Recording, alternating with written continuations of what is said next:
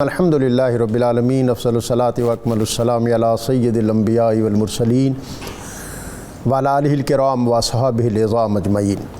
لفظ لفظ نور اور حرف حرف روشنی سے آراستہ نور قرآن کے ساتھ طاہر بخاری آپ سے مخاطب ہے۔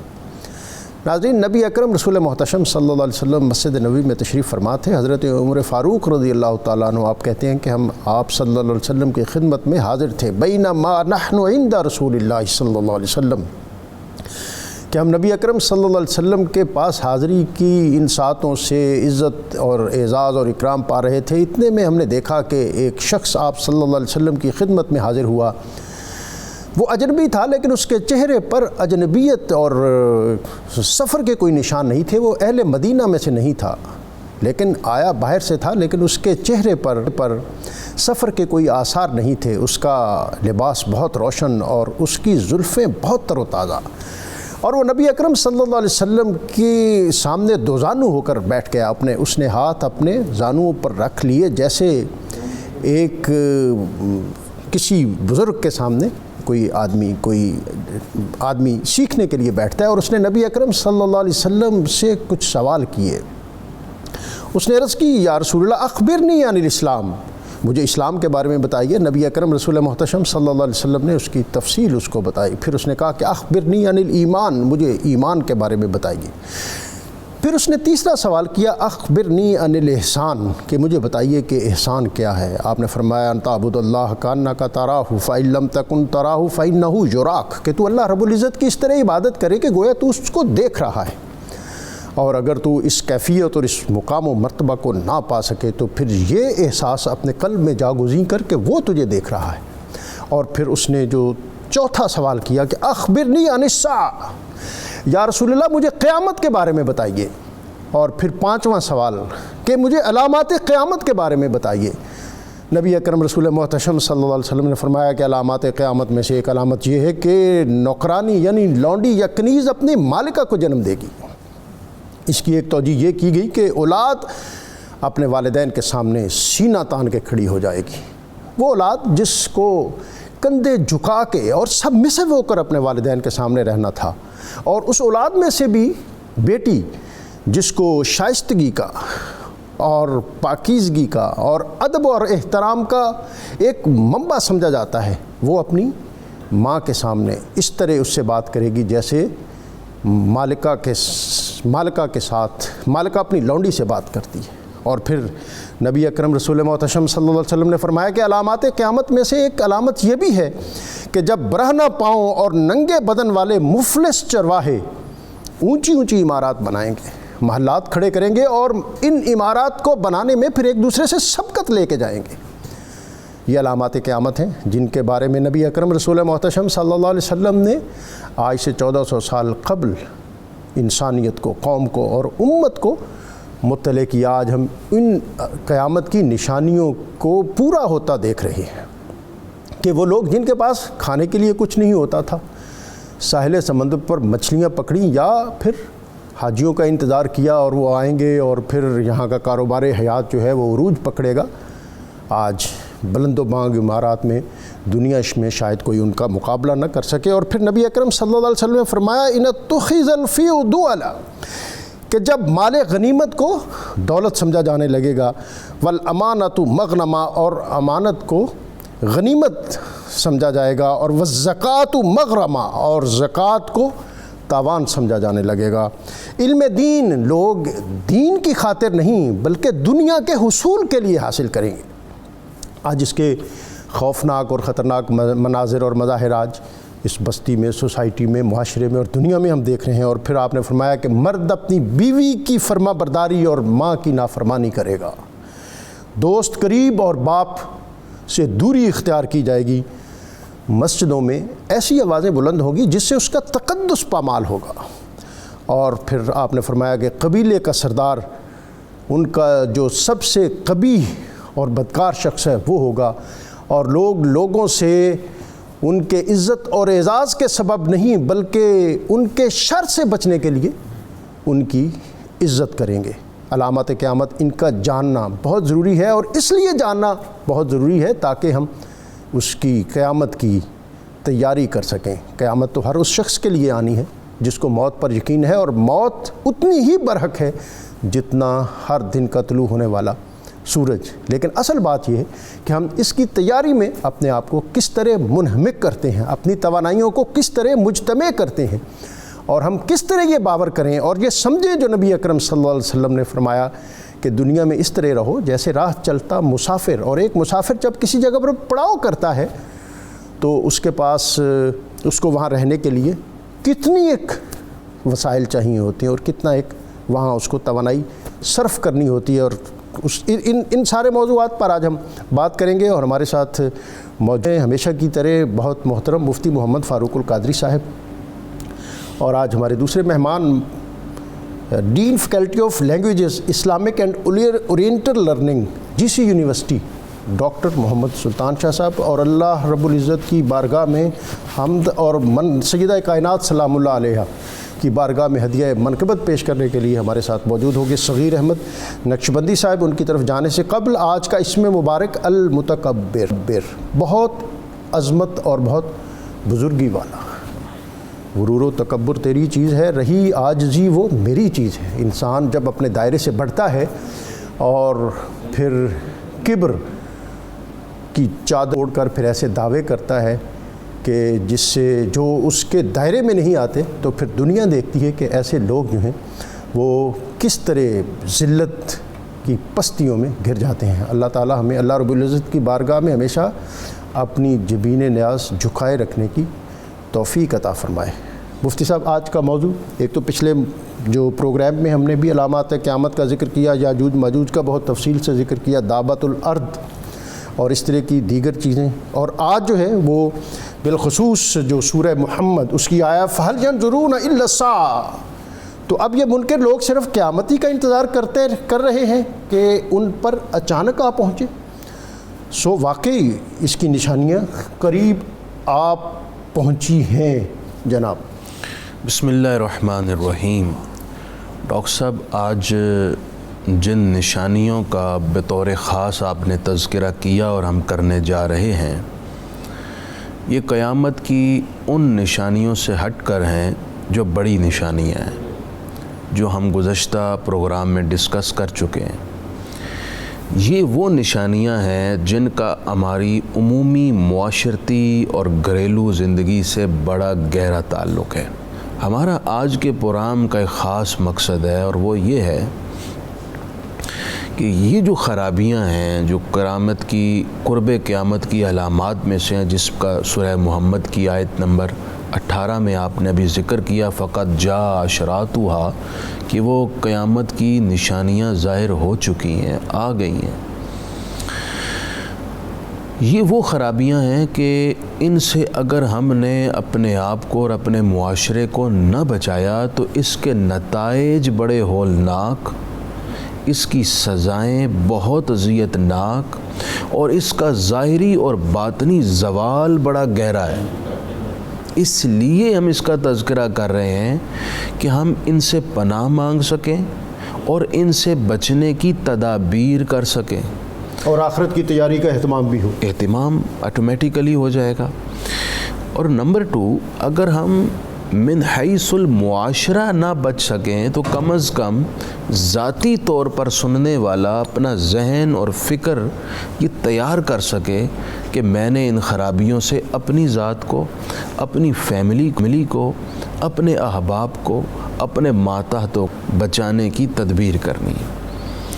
اس سلسلے میں ہم سب سے پہلے جامع ترمذی کی ایک حدیث، جس کو آپ نے بھی ذکر کیا، اسی کو بنیاد بناتے ہیں۔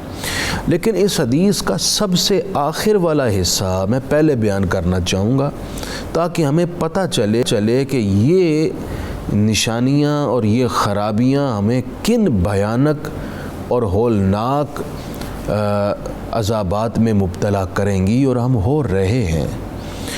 ان میں سے پہلی آپ صلی اللہ علیہ وسلم نے ان خرابیوں کے بارے میں جو نتائج ہیں اس کا ذکر کرتے ہوئے فرمایا، فَلْيَرْتَقِبُوا عِنْدَ ذَلِكَ رِيحًا حَمْرَاءَ، کہ جب یہ خرابیاں تم میں آ گئیں تو پھر یاد رکھنا تمہیں زیادہ وقت نہیں لگے گا، تم دیکھو گے کہ سرخ آندیاں چلیں گی، اللہ، اور وہ آندیاں بڑے بڑے درختوں کو اکھاڑ پھینکیں گی، بڑے بڑے مضبوط قلعوں کو ہلا دیں گی، اور کھمبے گریں گے۔ آپ دیکھتے ہیں ڈاکٹر صاحب جب آندھی چلتی ہے درخت کس طرح اکھڑ کر گاڑیوں کے اوپر گرتے ہیں۔ اچھا خاصا آدمی بڑے عزائم اور خواب لے کر جا رہا ہوتا ہے، اور اچانک کہیں سے درخت کی ٹہنی، کہیں سے کوئی شے اڑ کر لگتی ہے اور وہ اس کی جان ختم ہو جاتی۔ تو پہلی فرمایا آندیاں چلیں گی، اور دوسری حدیث پاک میں یہ بھی فرمایا گیا بجلی بھی کثرت سے کڑکے گی اور لوگوں پر گرے گی۔ اسی وجہ سے آپ صلی اللہ علیہ وسلم کے دو فرامین میں سنانا چاہوں گا۔ ایک یہ کہ جب کبھی بجلی کڑکتی تو آپ صلی اللہ علیہ وسلم ایک دعا پڑھا کرتے تھے اور اپنی امت کو فرمایا کرتے تھے جس نے یہ دعا پڑھی وہ اس بجلی کے کڑکنے اور اس کے گرنے کے نتیجے سے محفوظ رہے گا۔ بڑی آسان سی دعا ہے، کاش کہ ہمارے ناظرین بھی یاد کر لیں۔ سبحانہ من یسبح الرعد بحمدہ والملائکۃ من خیفتہ وہو علی کل شیء قدیر۔ سبحان اللہ۔ جب کبھی بادل گرج رہے ہیں، بجلی کڑکے، تو یہ پڑھ لیں، انشاءاللہ حضور کے فرمان کی برکت سے آپ محفوظ رہیں گے۔ بچوں کو بھی سکھائیں۔ دوسرا، جب آندھی چلتی تو سرکار دو عالم صلی اللہ علیہ وسلم کے چہرے پر غم کے آثار ظاہر ہوتے، اور یہ امت کے لیے تربیت تھی کہ ان آندھیوں کے شر سے محفوظ رہنے کے لیے وہ اللہ کی طرف رجوع کریں۔ پہلی بات یہ ارشاد فرمائی۔ دوسری فرمائی وَزَلْزَلَةً، زلزلے بپا ہوں گے۔ اچانک بیٹھے بیٹھے آج ڈاکٹر صاحب پتہ ہی نہیں چلتا، آج خبر آتی ہے فلاں ملک کے فلاں شہر میں ہولناک زلزلہ بپا ہوا، اتنی جانیں چلیں گئی، گاؤں کے گاؤں صفائے ہستی سے مٹ گئے۔ ہم نے پاکستان میں بھی ایسے بھیانک زلزلے دیکھے ہیں، لیکن افسوس یہ ہے ان زلزلوں کو دیکھنے کے بعد بھی روش نہیں بدلی، طرز حیات نہیں چینج ہوا۔ فکری طور پر جن زوال کے راستوں کا ہم اختیار کر چکے ہیں ان کو ہم نے تبدیل نہیں کیا۔ اور ابھی کرنٹ مثال ہمارے سامنے ہے، کرونا وائرس نے کتنی تباہی مچائی، لیکن جو خرابیاں اور زوال پذیر ہونے کی نشانیاں ہیں وہ ہم نے چھوڑی ہیں۔ اوپر سے لے کر نیچے تک من حیث القوم ہم اپنے آپ کو بدلنے کے لیے، چینج کرنے کے لیے تیار ہی نہیں ہیں۔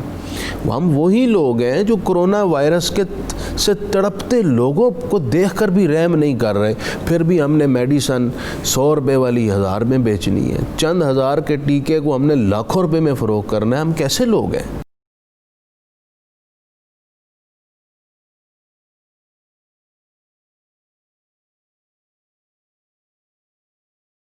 ڈاکٹر صاحب آج کے موضوع کے حوالے سے میں چاہوں گا کہ آپ اپنی گفتگو ہمیں عطا فرمائیں، اور پھر یہ قیامت کی نشانیوں میں سے ایک یہ بھی ہے کہ آدمی کے شر سے بچنے کے لیے لوگ اس کی عزت کریں گے، اور حضرت علی المرتضیٰ کرم اللہ تعالیٰ وجہ الکریم کا پھر فرمان اس سے آگے بعد میں ہم اس پر بھی آپ سے رہنمائی لیں گے۔ جناب جی، بسم اللہ الرحمن الرحیم۔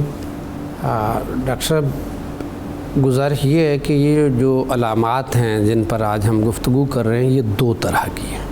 ایک تو وہ جو کرۃ الارض پہ نمودار ہوں گی قیامت کے نزدیک، اور دوسرا ہے کہ ہمارے کردار کے اندر جو تبدیلیاں رونما ہوں گی۔ میں دوسرے حصے پہ بات کروں گا، زلزلے آنا۔ کچھ چیزیں تو وہ ہیں جن کو ہم ناپ تول سکتے ہیں، اور کچھ ہیں جو ہم ویژولائز کر سکتے ہیں یا اس کی اسیسمنٹ کر سکتے ہیں۔ ایگزیکٹ 2 اور 2 4 کسی فزکس کیمسٹری میں نہیں آ سکتی۔ یہ اگر کوئی یہ کہے کہ ان نشانیوں سے بالکل ایگزیکٹ وقت کی تعیین ہو سکتی ہے تو بہت مشکل ہے۔ اور ہمیں یہ بھی ساتھ یاد رکھنا چاہیے، صحیح مسلم شریف کی حدیث ہے کہ جب تک ایک بھی اللہ اللہ کرنے والا ہوگا اس وقت تک قیامت بپا نہیں ہوگی۔ سبحان اللہ۔ یعنی جب تک اللہ اللہ کرنے والے ہیں، اللہ کا نام بلند ہو رہا ہے، لوگ نمازیں پڑھنے والے ہیں، ذکر اذکار کرنے والے ہیں، اللہ کا نام لینے والے ہیں، اللہ کے نام پہ خیرات کرنے والے ہیں، تو اس وقت تک یہ ایسا نہیں ہوگا۔ لیکن مقصد یہ ہے، اس کے 2 پہلو ہیں۔ ایک تو یہ ہے کہ ایگزیکٹ قیامت کے قریب یہ ہوگا، دوسرا یہ ہے کہ اگر لمبی زندگی چاہتے ہو، اگر چاہتے ہو کہ قیامت مؤخر ہو اور آگے چلی جائے نفسیاتی طور پہ، تو پھر یہ ہے کہ ان خرابیوں کے نزدیک نہیں جانا، ان کا تدارک ہونا چاہیے، ان کا تدارک۔ اچھا، ان میں یعنی آپ دیکھیں ان میں ایک تو حرام کمائی ہے، وہ امانت میں چاہے خیانت ہو، چاہے کوئی اسٹیٹ کے کسی عہدے پہ فائز ہے اور وہ اپنی غلط طریقے سے مال کما رہا ہے۔ ڈاکٹر صاحب یہ جو آپ نے بات فرمائی ہے میں چاہوں گا کہ اس پر تفصیل سے بتائیں، کیونکہ ہم یہ امانت کو بڑے محدود معنوں میں سمجھتے ہیں کہ کسی نے کوئی چیز دی اس کو اسی طرح واپس کر دی، یہ امانت ہے؟ نہیں، یہ صرف امانت یہ نہیں ہے۔ اگر کوئی شخص اس کے وہ کسی ملک کا سربراہ ہے تو اس کے پاس بھی امانت ہے، اور اگر کوئی شخص کہیں امین ہے بیت المال وغیرہ کا، وہ بھی یعنی ایک امانت ہے اس کے پاس۔ اگر کوئی اولو الامر ہے، بیت المال سے مراد یہ کہ آج کا اسٹیٹ بینک ہے، آج کا اسٹیٹ آج بینک کی ہے، جو لوگوں کی، ڈاکٹر صاحب ہر لیول پہ ہے، ہر آفس میں بجٹ ہوتا ہے، تو جہاں بھی بجٹ ہوتا ہے اس بجٹ کا کیسے استعمال کرنا ہے، جو گائیڈ لائن ہیں گورنمنٹ کی، ان کو جب ہم وائلیٹ کرتے ہیں تو ہم بددیانتی کر رہے ہوتے ہیں۔ حتیٰ کہ ڈاکٹر صاحب یہ بھی بددیانتی ہے کہ سرکاری کاغذ شام کو مختلف دفاتر کے لوگ جیبوں میں ڈال کے گھر لے آتے ہیں، اپنے بچوں کو دیتے ہیں، اسٹیشنری لے آتے ہیں، یہ چھوٹی بددیانتی سے ہی بڑی بددیانتی شروع اور انہی چیزوں سے پھر گھروں میں بھی بے برکتی۔ اچھا، میں ایک بات خاص طور پہ عرض کرنا چاہوں، قیامت کے قریب جھوٹ بہت ہوگا، جھوٹی گواہیاں بہت ہوں گی۔ حضور مسلم شریف کی حدیث ہے، حضور علیہ الصلوۃ والسلام نے فرمایا کہ کبائر جو ہیں وہ 4 ہیں۔ سب سے پہلے اللہ کے ساتھ کسی کو شریک ٹھہرانا، دوسرا ناحق قتل کرنا، تیسرا ماں باپ کی نافرمانی کرنا، اور چوتھا جھوٹی گواہی دینا۔ ہمارا مسئلہ یہ ہے کہ ہم جھوٹ کو تو گناہ سمجھتے ہی نہیں ہیں۔ ظلم کی انتہا تو اس کے بغیر کاروبار نہیں چلتا ڈاکٹر، اس کے بغیر کاروبار نہیں چلتا۔ اللہ تعالیٰ فرما رہے ہیں کہ جھوٹ بولنے سے باز آ جاؤ، جھوٹ بولنے والے پہ لعنت، لیکن اس کے باوجود یہ صغیرہ گناہ نہیں ہے، یہ کبیرہ گناہ ہے۔ اور مومن کے حوالے سے تو بالکل یہ ہے کہ وہ جھوٹا نہیں ہو سکتا، وہ جھوٹا ہو ہی نہیں سکتا۔ حضور علیہ الصلوۃ والسلام کے سامنے ایک صحابی نے عرض کی، یا رسول اللہ صلی اللہ علیہ وسلم، کیا آپ کا ایک امتی جو ہے وہ بزدل ہو سکتا ہے کہ جب میدان جنگ میں وہ ہو تو وہاں سے بھاگ آئے؟ تو آپ صلی اللہ علیہ وسلم نے فرمایا ہاں ہو سکتا ہے۔ پھر کہ آپ کا امتی کنجوس ہو سکتا ہے؟ آپ صلی اللہ علیہ وسلم نے فرمایا ہو سکتا ہے۔ تیسرا سوال کیا آپ کا امتی جھوٹا ہو سکتا ہے؟ آپ صلی اللہ علیہ وسلم نے فرمایا لا، اللہ، میرا امتی جھوٹا نہیں ہو سکتا۔ تو ڈاکٹر صاحب یہ کوئی معمولی بات نہیں ہے۔ سیرت ابن اسحاق میں یہ ہے کہ ایک شخص آیا اور عرض کرتا ہے، لگتا یوں ہے کہ اس وقت تک مسلمان نہیں ہوا تھا لیکن اپنی اصلاح کرنا چاہتا تھا، عرض کرتا ہے یا رسول اللہ صلی اللہ علیہ وسلم، میرے اندر 4 برائیاں موجود ہیں، اپنی اصلاح بھی کرنا چاہتا ہوں لیکن میں یہ 4 چیزیں چھوڑ بھی نہیں سکتا۔ اور پھر وہ اپنی 4 برائیاں اس نے بتائیں، تو ان میں یعنی شراب پینا تھا، اس میں چوری کرنا تھا، اس میں بدکاری کا ارتکاب تھا، اس میں جھوٹ بولنا تھا۔ حضور علیہ الصلوۃ والسلام نے فرمایا میرے ساتھ وعدہ کرو کہ روزانہ آ کے مجھے اپنی رپورٹ دو گے، لیکن جہاں اور وعدے کے بڑے پکے ہوتے تھے۔ اور حضور علیہ الصلوۃ والسلام نے فرمایا آخری بات چھوڑ دو۔ اب اگلے دن جب وہ ایک برائی کا سوچتا ہے کہ چوری کرنے کا، تو خیال آتا ہے کہ جا کے بتانا پڑے گا، تو ممکن ہے میرا ہاتھ بھی کٹ سکتا ہے۔ اسی طرح بدکاری کا ارتکاب، اسی طرح شراب پہ یعنی شرمندگی کا احساس، جیسے شروع میں یعنی شرمندہ کیا جاتا تھا۔ تو میرا یعنی کہنے کا مطلب یہ ہے کہ یہ اگر ہم صرف سچ بولنا ڈاکٹر صاحب شروع کر دینا، ہماری ساری کرپشن رک جائے گی۔ آپ فرمائیں گے کہ کرپشن کیسے رک سکتی ہے؟ ہم جتنی کرپشن ہمارے ملک کے اندر ہو رہی ہے یا کسی بھی معاشرے کے اندر ہوتی ہے، وہ ساری کی ساری یا جھوٹ بول کر یا جھوٹ لکھ کر کی جاتی ہے۔ اچھا، یہ ہے کہ اس کو پھر کامیابی کی بنیاد بھی کہا گیا، الصدق ینجی، ہاں، والکذب یہلک۔ تو یہ اس سے بڑی کیا بات؟ اور ہم جو ہے وہ اپنی کامیابیاں اور کامرانیاں جو ہیں وہ جھوٹ میں ڈھونڈتے ہیں، اور یہ جو صرف کوئی عام کاروباری دنیا دار لوگ نہیں، ہاں جی، جو بڑے بڑے مصلحین جو خود کو سمجھتے ہیں، ان کی اگر آپ نشست و برخاست دیکھیں تو وہ جھوٹ سے اٹی ہوتی ہے۔ بالکل جی درست فرمایا مفتی صاحب۔ جی ڈاکٹر صاحب، میں جو حدیث پاک ذکر کر رہا تھا اس میں آخری کلمات پیش کر رہا تھا کہ قیامت کے قریب جو خرابیاں ہوں گی اس کے نتائج کیا ہوں گے۔ جی، اس میں زلزلہ بھی فرمایا، ساتھ فرمایا انتہائی عبرتناک بات ہے. فرمایا مسخن، لوگوں کے چہرے تبدیل ہو جائیں گے. اور بعض حدیث پہ تصریح ہے کہ وہ بندر اور خنزیر کی شکل میں مسخ ہو جائیں گے. اللہ پاک ہر مسلمان کو اس سے پناہ دے. لیکن اگر یہی خرابیاں اپناتے رہے اور امت کو تکلیف دیتے رہے تو پھر کوئی بعید نہیں اللہ یہ سزا مسلط کر دے. اس کے ساتھ فرمایا کہ وخسفاً، اللہ تعالیٰ بعض لوگوں کو زمین کے اندر دھسا دے گا. گزشتہ امتوں میں چہرے بھی مسخ ہوئے ہیں، زمین کے اندر بھی دھسائے گئے ہیں، جیسے قارون وغیرہ کو. اس امت میں بھی یہ عذاب دہرایا جائے گا ان خرابیوں کی وجہ سے. ڈاکٹر صاحب، آدمی عمومی طور پر ایک نصیحت آموز بات سن کر بھی کیوں نہیں اپنے آپ کو اس خرابی سے بچاتا؟ اس کے پیچھے جو محرک ہے وہ ہوتی ہے ایک امید. وہی ہوتی کہ میں پہلے بچ گیا تھا پھر بچ جاؤں گا، چلو ایک دفعہ اور کر لو. لیکن وہ یہ بھول جاتا ہے کہ اللہ تعالیٰ ان بطش ربک لشدید، پکڑ بڑی سخت ہے، کسی لمحے وہ پکڑ سکتا. اور قیامت کی علامتوں میں سے ایک یہ بھی ہے اچانک موت عام ہو جائے گی. یعنی اچانک ناگہانی موت جسے کہتے ہیں. ہم یہ جو آج کل ہو رہی ہیں اس کو بھی اچانک کیسے؟ یہ تو اچانک کے زمرے میں اس لیے نہیں آئے گی کہ بندہ پہلے بیمار ہوتا ہے، کئی دن پھر وہ اس بیماری میں مبتلا رہتا ہے. اچانک موت کا مطلب یہ ہے جیسے ہم گفتگو کرتے ہیں، یار وہ رات تو بڑا اچھا خاصا ہمیں ملا تھا اور اچھا خاصا سویا، اچانک صبح کے وقت خبر آئی جناب کہ ہم نے کمرہ کھولا تو اندر موت تھی. یہ بے شمار ہمارے ارد گرد اگر ہم غور کریں تو ایسی اموات کی کثرت ہے، اچانک موتیں. اور نبی کریم صلی اللہ علیہ وسلم نے خود اچانک موت سے پناہ مانگی ہے، کیونکہ اچانک موت کے بیٹھا ہوا اچانک ہی بندے کی روح پرواز کر گئی. نہ کلمہ پڑھ سکا، نہ وصیت کر سکا، نہ بچوں کو اچھی راہ کی تلقین کر سکا. تو یہ بڑی عجیب سی موت ہے، تکلیف دہ موت ہے، بہت محرومی والی موت ہے. اس لیے اس موت سے پناہ مانگی گئی ہے.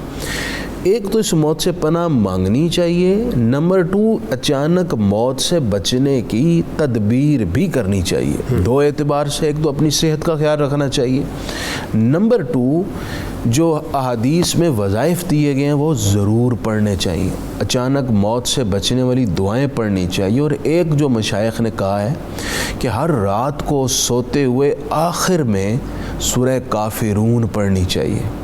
سورہ کافرون سے ایک تو موت ایمان پر ہوگی اور اچانک موت سے بندہ بچے گا. اسی طرح اپنی صبح کا آغاز کرے تو باوضو ہو کر سورہ کافرون پڑھ لیا کریں.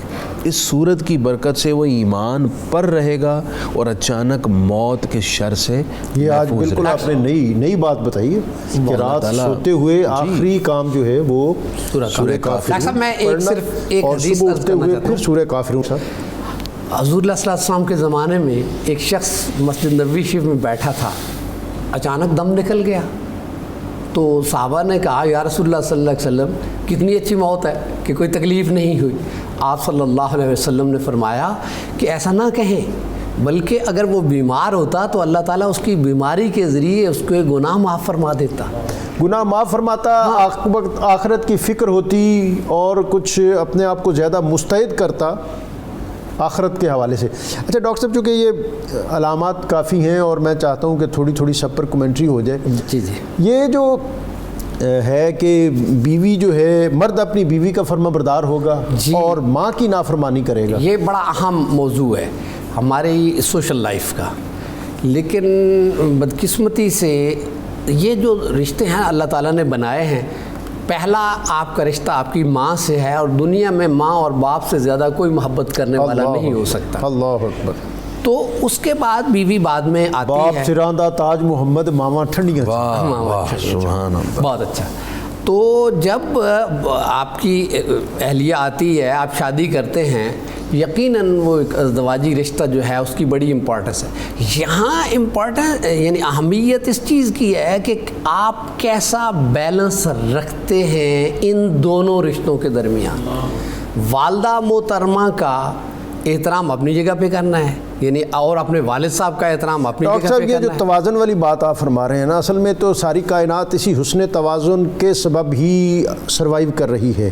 انفرادی زندگی ہو، اجتماعی زندگی ہو، دینی زندگی ہو، اصل جو میں سمجھتا ہوں کہ اس وقت بحران ہے مختلف شعبوں میں، اعتقادی سطح پر، نظریاتی سطح پر، معاشرتی سطح پر، اس عدم توازن ہی کا نتیجہ ہے۔ درست۔ اور ہم اپنے اکابرین کو جو دیکھتے ہیں، انہوں نے تو اسی توازن اور تنی ہوئی رسی پہ چل کر امت کی رہنمائی کی ہے۔ ایسا ہی ہے۔ اور ہم ایک طبقے کو بچانے کے لیے دوسرے کے ساتھ جو ہے کوئی توہین کر بیٹھتے ہیں۔ اس میں ایک دوسرا پہلو بھی ہوتا ہے، جو صاحب ثروت ہوتا ہے اس کے لیے ذرا کم مسائل ہوتے ہیں، جس کے پاس کم وسائل ہوتے ہیں وہ اپنے والدین کے حوالے سے اور اپنی بیوی کے حوالے سے وہاں توازن رکھنا اور مشکل ہو جاتا ہے، اور بعض اوقات وہ سمجھتا ہے کہ میرا پہلا حق میرے بیوی بچے ہیں، حالانکہ ایسا نہیں ہے۔ ایک شخص آتا ہے، صحابی آتا ہے، عرض کرتا ہے یا رسول اللہ صلی اللہ علیہ وسلم، میرے والد صاحب بھی ہیں اور میرے بچے بھی ہیں، میرے والد صاحب کی نظر جو ہے میرے مال پہ ہے، یہ چاہتے ہیں کہ میرا مال یعنی یہ خرچ کر دیں۔ تو حضور علیہ الصلوۃ والسلام نے بڑی خوبصورتی سے فرمایا کہ تو اور تیرا مال جو ہے وہ تیرے باپ کا ہے۔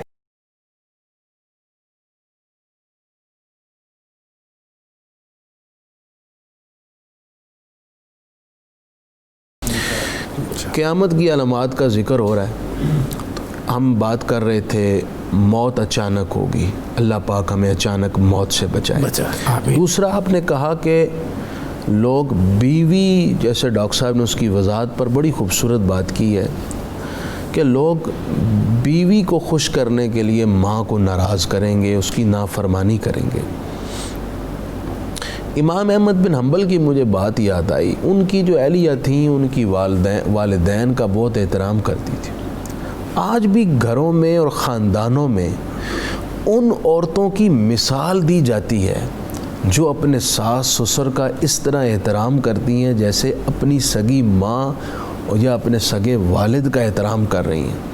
یقین کریں ڈاکٹر صاحب، ان کا صدیوں نام رہتا ہے، ایسے ہی ہے، اور خاندانوں میں بڑے فخر کے ساتھ اس عورت کی مثال دی جاتی ہے۔ اور دوسری طرف بھی ایسی ہے کہ وہ خواتین جو اپنی بہو کو بیٹیوں کی طرح رکھتی ہیں، ان کو بھی بہت اعزاز وقار کے ساتھ دنیا جانتی ہے۔ بالکل، یہ تو ایسا ہی ہے۔ اور امام احمد بن حنبل کی مجھے ایک بات یاد آئی کہ جب آپ کی اہلیہ فوت ہوئی تو آپ بہت روئے، سبحان اللہ، حالانکہ آپ بڑے صابر انسان تھے، لیکن اہلیہ کی محبت میں روئے۔ فرمانے لگے 40 سال ہو چکے ہیں میرے اور اس کے ساتھ رہے کو، ایک دن کسی ایک بات پر ہمارا کبھی جھگڑا نہیں ہوا، کبھی کوئی نزاع نہیں ہوا۔ یہ اس وقت ہوتا ہے ڈاکٹر صاحب جب ظرف اور دل بڑا ہو۔ ظرف اور دل بڑا۔ یہ سارے مسئلے مسائل کیوں ہیں؟ ہم چھوٹی چھوٹی باتوں کے لیے دل چھوٹا کر لیتے ہیں، دل کو بڑا کریں۔ تذبذب اور تشکیک جو ہے یہ سوسائٹی میں بہت آ گئی ہے، اور جب ہم دین کی جو وضع کردہ روایات اور خطوط ہیں ڈاکٹر صاحب، جب ان سے دور ہٹتے ہیں تو پھر اس طرح کے مسائل بہت پیدا ہوتے ہیں۔ شعر تو کسی اور تناظر میں ہے، مہینے وصل کے گھڑیوں کی مانند اڑتے جاتے ہیں، مگر گھڑیاں جدائی کی گزرتی ہیں مہینوں میں، دنوں میں برکت نہیں ہوگی۔ اور واقعتاً یہ چیز تو ایک ایسی ہے جو ہم دیکھ رہے ہیں۔ ابھی کل پرسوں کسی سے بات ہوئی تو اس نے کہا کہ گویا اس بات کو سال ہو گئے، اور نبی صلی اللہ علیہ وسلم نے بھی اس کو قرب قیامت کے کہ سال مہینوں میں مہینے، ہفتوں میں ہفتے، دنوں میں دن جو ہیں گھنٹوں میں، اور گھنٹہ ایسے جیسے آگ کا ایک شعلہ۔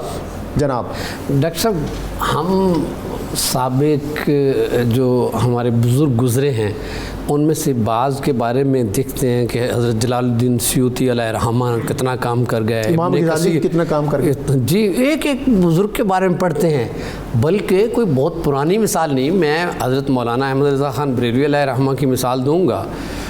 کتنا زیادہ کام کر گئے، جب ان کے کام سامنے رکھ کے دیکھا جاتا ہے تو پورا انسٹیٹیوشن، یعنی انسائکلوپیڈیا، ایک پورا دبستان ہے، ایک پورا دبستان ہے، تو کیسے اکیلے کام کر گئے۔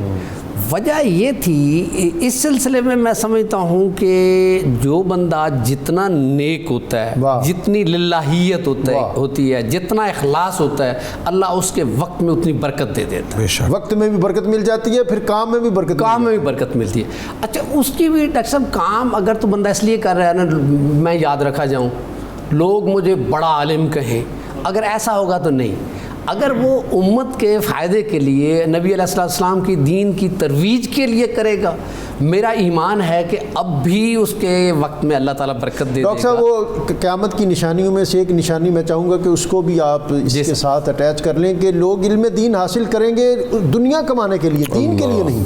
سر بالکل درست ہے. اگر ایک بندہ قرات صرف اس لیے سیکھتا ہے کہ میں نے اس کے ذریعے پیسہ کمانا ہے تو اسے یہ حدیث یہ ساری چیزیں اب فن بھی بن گئی ہیں اس حوالے سے. نہیں، فن ہونا چاہیے، فن سیکھنا چاہیے، میں یہ نہیں کہہ رہا. نہیں یعنی فن سے مراد ہے کہ اس میں پروفیشنلزم آ گیا، دوسرے فن کی بات کر رہے ہیں. تو وہ حضور علیہ السلام نے یہ بھی فرمایا کہ مسند احمد کی حدیث ہے کہ اکثر منافق جو ہیں وہ قرآن پڑھنے والے ہوں گے. قراء کا لفظ ہے، تو یہ نہیں ہونا چاہیے. اور ہر ایک نہیں ایسا ہوتا. یقیناً بہت سارے لوگ اپنے بیٹوں کو قرآن پاک، قرات، علم دین اس لیے سکھاتے ہیں کہ وہ اللہ کے نبی صلی اللہ علیہ وسلم کے دین کی خدمت کرے، اور بہت سارے کر رہے ہیں.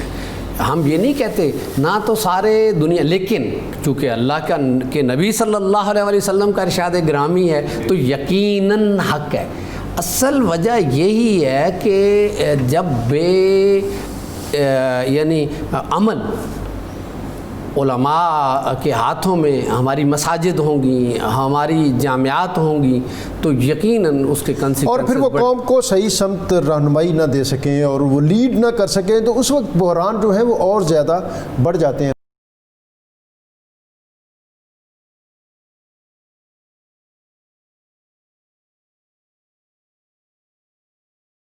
مفتی صاحب اختتامی لمحے ہیں، تو ایک تو اس پوری جو نشانیاں ہیں اور حدیث شریف میں جو بیان ہوئی ہیں جس میں یہ بھی ہے کہ مسجدوں سے آوازیں بلند ہوگی.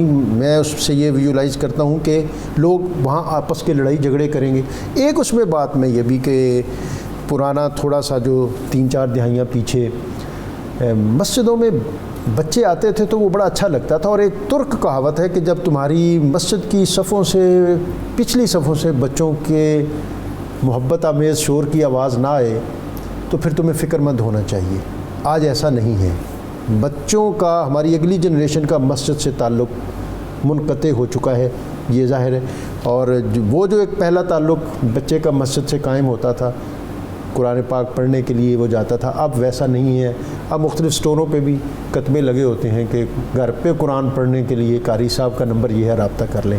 ایک تو یہ کہ مسجدوں سے آوازیں بلند ہوگی، اور دوسرا یہ ہے کہ جو قبیلے کا سردار ہے وہ بدکار ہوگا. یہ ساری جو چیزیں جو ابھی شاید اب تفصیلی وقت نہیں ہے کہ ان پر اب، لیکن کچھ نہ کچھ نشاندہی اس پر ضرور فرما دیں. جی بالکل آپ نے بجا فرمایا. اور کنکلوڈ بھی کر دیں آج کی سے بچوں کا تعلق اس لیے منقطع ہوا ہے کہ باپ کا تعلق منقطع ہوا. باپ کا تعلق درست. باپ ہی نہیں جاتا تو اولاد نے کیا جانا ہے. تو سب سے پہلے باپ اپنے آپ کو تیار کرے اور اپنا فرض سمجھے، اپنے فرض کا ادراک کرے اور اپنے بچے کو ساتھ لے کر جائے. وہ وقت بڑا قریب ہے جب آپ قبر میں ہوں گے اور آپ کے پیچھے آپ کے بچوں نے آپ کے لیے ہاتھ اٹھانے ہیں. آج آپ قبرستان میں جائیں، وہ قبریں آپ کو چیخ چیخ کر یاد دلاتی ہیں اور جھنجھوڑتی ہیں. جو قبریں دھنس گئی ہیں، جن کی مٹی درست کرنے والا کوئی نہیں رہا، اس لیے کہ آج ان کی اولادیں ان کے قبر پر کبھی آئی نہیں جو آ کر ان کی مٹی کو درست کریں. تو سب سے پہلے والدین رشتہ جوڑیں. جہاں تک مساجد میں شور و شغب کی بات ہے، یہ تو ہمارا مشاہدہ ہے، اور اس کی ایک وجہ یہ ہے جو حدیث پاک میں فرمایا گیا ہے کہ قرب قیامت میں نااہل لوگ عہدوں اور منصبوں پر، اہم ترین مناصب پر متمکن ہو جائیں گے. ایک آخر میں میسج میں آج دینا چاہ رہا ہوں. ایک تو حدیث پاک میں یہ بھی ہے کہ قرب قیامت کی ایک علامت ہے، لوگ زکوٰۃ کو بوجھ سمجھ کر، تاوان سمجھ کر دیں گے، فراخ دلی سے اپنا فریضہ ادا نہیں کریں گے. جب وہ بوجھ سمجھیں گے تو ظاہری بات ہے پوری زکوٰۃ بھی نہیں دیں گے. اس وجہ سے غریب بیچارہ مارا جاتا ہے. آج کی کرنٹ حالات میں میں ایک میسیج دینا چاہتا ہوں. ابھی چونکہ اس برس حج آپ کو پتہ ہے موقوف ہوا ہے, جو حالات ہمارے سامنے تھے, یہ شکر ہے کہ حج ہو رہا ہے. ویسے ایک علامت قیامت کی یہ بھی ہے کہ قرب قیامت میں حج بھی ترک ہوگا, لیکن یہ وہ سال نہیں ہے. الحمدللہ حج ہو رہا ہے. ایسی صورتحال میں ہمارے پاکستان سے ہزاروں لاکھوں لوگ جاتے ہیں حج کے لیے. ظاہری بات ہے انہوں نے حج کے لیے پیسے جمع کیے ہوئے تھے, اپلیکیشنز دی ہوئی تھیں, پیسے جمع کروائے ہوئے بھی تھے, اور ان کو وہ واپس ہو رہے ہیں. جن لوگوں نے حج کے لیے پیسے جمع کیے تھے, اب وہ ان پیسوں کے بارے میں کیا کریں, اس کو کہاں خرچ کریں؟ اس سلسلے میں ایک میسیج دینا چاہتا ہوں. نمبر 1 وہ یہ دیکھیں کہ وہ زندگی میں پہلی دفعہ اپنا فرض حج کرنے کے لیے ان کی تیاری تھی, تو پھر تو وہ اپنے پیسوں کو محفوظ رکھیں, آئندہ برس اپنا فرض ضرور ادا کریں. اور جو لوگ اس سے پہلے بھی حج کر چکے ہیں اور ان کا ذوق ہے وہ ہر سال حج پہ جاتے ہیں, میں ان سے درخواست کرنے لگا ہوں, وہ لوگ جو نفلی حج کرنے جا رہے تھے, برائے مہربانی اس وقت معاشرے میں بھوک کی وجہ سے لوگ تڑپ رہے ہیں. یقین جانیے ڈاکٹر صاحب, اتنی قسم پرسی, اتنی نداری اور اتنی مشکل شاید پہلے کبھی نہیں آئی, زلزلوں کے دنوں میں بھی نہیں آئی جتنی اس وقت آ چکی ہے ہمارے ملک میں. میں درخواست کروں گا ان نفلی حج کرنے والوں سے جو اس بار نہیں جا سکے, اپنے پیسوں کو غریبوں پر خرچ کریں. اور ایک میسیج, ان غریبوں میں آپ جو ترتیب ہے نا اس کو نہ چھوڑیں. میرے پاس کل ایک صاحب آئے تو وہ رو رہے تھے, وہ کہہ رہے تھے کہ میرے عزیز رشتہ دار بڑے بڑے امیر لوگ ہیں, لیکن وہ باہر خیرات کرتے ہیں, اپنے رشتہ داروں کو نہیں دیتے. لوگ جو ہیں معترف ہوں کے کہ واہ جی واہ بڑی بات ہے. مفتی صاحب میں بہت زیادہ شکر گزار ہوں, بہت بلیغ اور محبت امیز پیرائے میں آپ نے باتیں کی, دل سے کی اور دل میں اتار دی. ڈاکٹر صاحب آپ کا بہت زیادہ شکریہ, بہت زیادہ آپ مصروف ہیں, آپ نے وقت دیا, اس پر بھی آپ کا شکریہ. اور جو اختتامی اور آخری باتیں مفتی صاحب کی ہیں وہ بہت ان کو دل میں اور قلب و نظر میں جگہ دیں. اور جب کوئی آدمی اپنی منصبی ذمہ داری پوری نہیں کرتا تو پھر اس سے بحران پیدا ہوتا ہے. اور منصبی ذمہ داری کے حوالے سے جو توازن, ہم صرف جیسا مفتی صاحب نے کہا کہ یہ صرف منصب سے مراد دنیا کے منصب نہیں ہیں, بلکہ جو دین کے منصب ہیں جس میں خانقاہ نشین جو ہیں ان کی اپنی ذمہ داریاں ہیں کہ وہ تزکیہ اور طہارت اس کے سوتے ان کو اس طرح عام کرے کہ لوگ جو ہیں ان سے استفادہ کریں. اس طرح ہمارے جو محراب و منبر کے لوگ ہیں, جو دعوت و ارشاد کے لوگ ہیں, ان کو بھی توازن اختیار رکھنا چاہیے. اور یہ ہماری جو علمی روایت ہے اس کا یہ ترہ امتیاز ہے کہ جیسا حسن رضا بریلوی نے کہا تھا کہ اہل سنت کا ہے بیڑا پار, اہل سنت کا ہے بیڑا پار, اصحاب رسول نجم ہیں اور نو ہے اطرت رسول اللہ کی. نبی اکرم رسول محتشم صلی اللہ علیہ وسلم کے اصحاب اور آپ کے اہل بیت اطہار رضوان اللہ علیہم اجمعین, ان کی جو اطاعتیں ہیں, ان کی جو اسلام ما اطاعت خلفائے راشدین اور ایمان ما محبت آل محمد است. ہمیں ان ذوات مقدسہ کے جو دامان کرم سے وابستگی ہمیں جس طرح اپنے بزرگوں نے عطا کی, ہمیں اسی کے تسلسل کو آگے بڑھاتے ہوئے اسے آئندہ نسلوں تک پہنچانا ہے. اور یہ ہماری منصبی ذمہ داری ہے. اللہ تعالیٰ ہمیں توازن اور علامات قیامت کے حوالے سے جو آج ہم نے باتیں کی اس سے صحیح معنوں میں استفادے کی توفیق عطا فرمائے. سیدہ طیبہ طاہرہ خاتون جنت فاطمہ الزہراء رضی اللہ تعالیٰ عنہا سلام اللہ علیہ, ان کی بارگاہ میں ہدیہ منقبت پیش کرنے کی طرف جاتے ہوئے آج کا وظیفہ کہ جو شخص خاتمہ بالخیر چاہے تو وہ روزانہ اللہ تعالیٰ کے اسم مبارک یا آخرو کو 1000 مرتبہ پڑھے, اللہ تعالیٰ اسے خاتمہ بالخیر عطا کرے گا. سمیر احمد نقشبندی. کرے شرم و حیا ہے سیدہ زہرا بطول,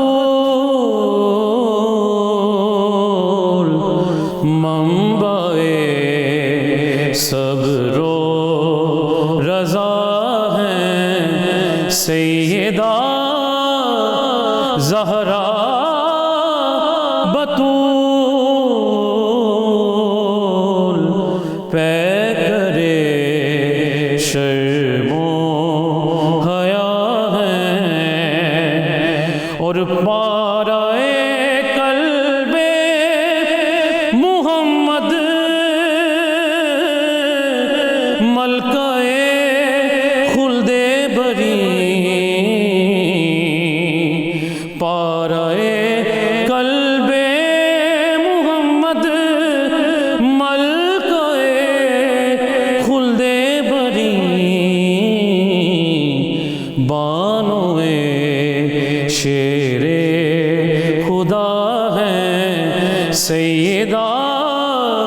زہرا بطول بانوئے شیر خدا ہے.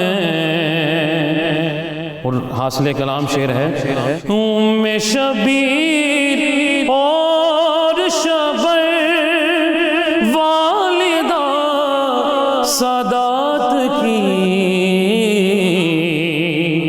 ام شبیر اور شبر والدہ سادات کی جوہر آل ابا ہیں سیدہ زہرا بطول پیکرے شرم و حیا ہے سیدہ زہرا بطول منبع صبر و رضا ہے. اور اولیاء جملہ عالم ان کی چوکھٹ کے فقیر. اولیاء جملہ عالم ان کی چوکھٹ کے فقیر. قاسم فقر و ولا ہے سید